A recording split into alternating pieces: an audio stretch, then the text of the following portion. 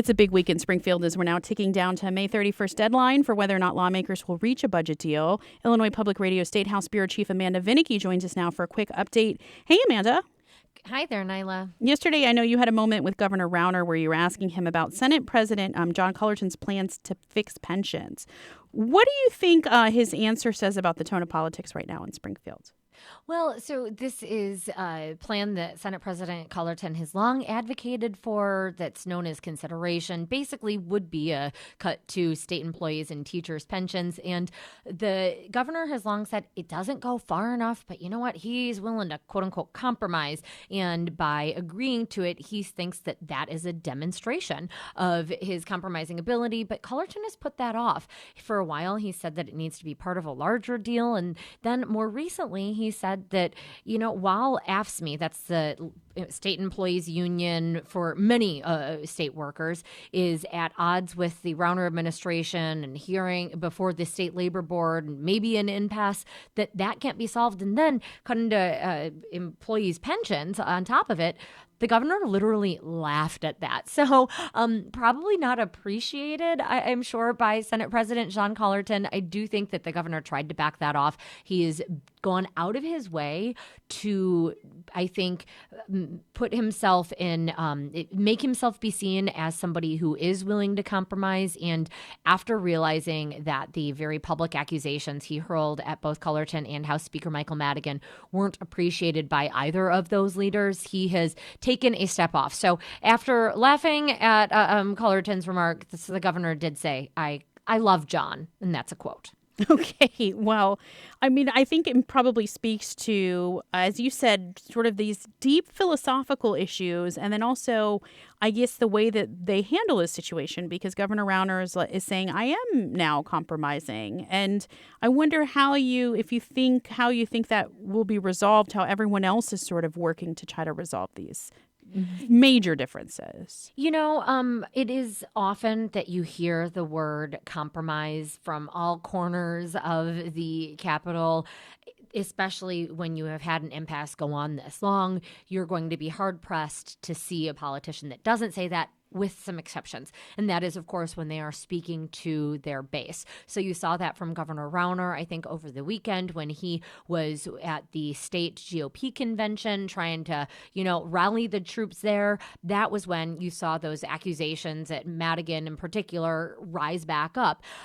Madigan, when he spoke more recently at this big, huge union rally and kind of led this cheers, that was when he said, I'm going to stick by you. I'm not going to give in. So right now, it's one of those where you only have a week left, and it is pretty incredible still to me how that in that short a time, how much something even that hasn't happened for at least a year could suddenly come together.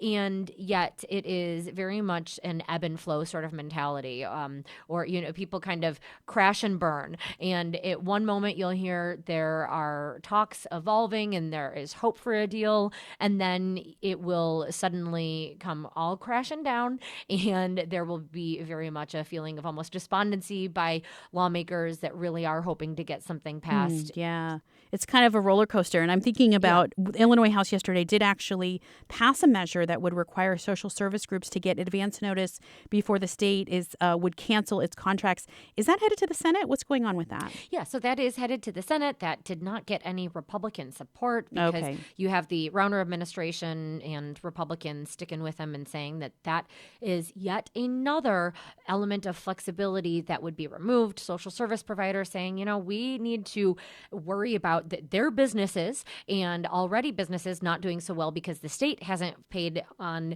the contracts that it was promised. And further, they say we've got to take care of our patients. And if you're going to shut us down, we need to figure out what's going to happen to them and give us notice. So that is headed to the Senate, where one will expect that it could pass. And yet, of course, if we are to see a governor veto, what will happen later on? Mm-hmm. What's going on today, Amanda? We have just about a minute left, but I wonder if you can just give us a sense of what's happening in the State House. It's really more of the same. Even as we speak, we have GOP legislators holding a press conference trying to say, we are not the bad guys, much as Democrats say that our policies hurt the middle class. We don't believe that that is the case.